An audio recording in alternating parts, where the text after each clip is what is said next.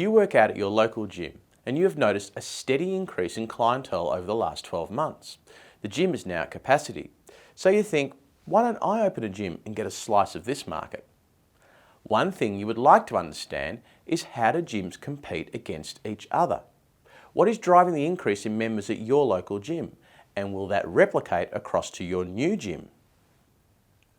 To answer this, we need to ask some simple questions. The first one is about demand.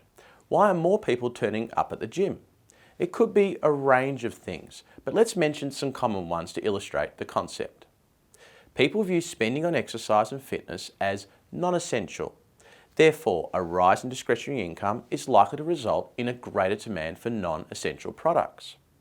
As a society, we are becoming more health conscious, and there is a trend to increasing the level of exercise we do each week. And don't forget seasonal impacts. How many of you say early in the new year that you have to work off all that Christmas holidays food and drink, that it's time to get fit? Next, we might ask about what drives product performance and supply availability in this industry. This reveals a unique aspect about gyms. The performance of the service is directly related to our perception of our bodies and health, and heavily influenced by our commitment to use it. There are plenty of unfit people out there who hold gym memberships. But conversely, a gym that has regular clientele who are looking fit and healthy will attract more new members, as there is a clear customer perception of the quality of the product. With supply availability, we might be thinking about travel time to a gym, as it will have an impact on a consumer's willingness to join. Gyms are ideally located in more densely populated areas, which are easy for people to get to. Another aspect to supply is the product features. Do gyms in this industry offer just the basic level of equipment or more? Are group fitness classes or personal training services important? Some gyms are now moving down a more holistic service path, including supply of nutritional products and fitness clothing.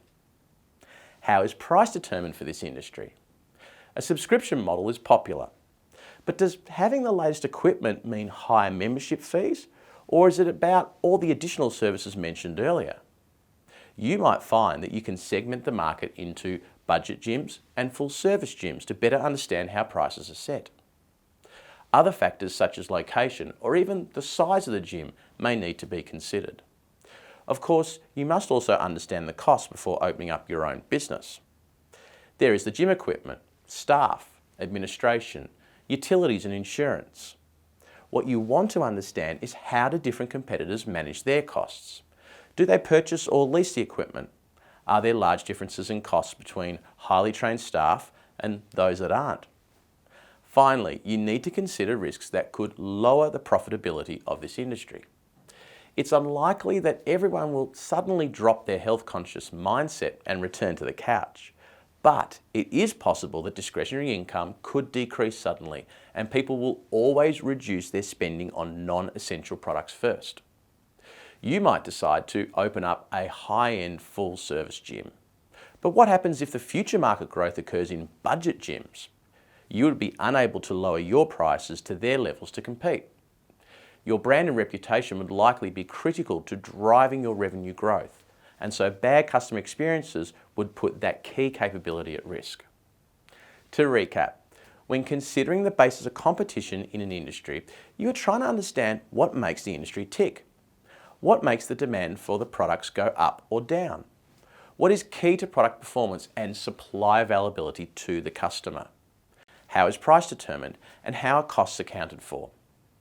And what are the key risks that could make this industry quickly become a lot less profitable and not one you'd want to be in?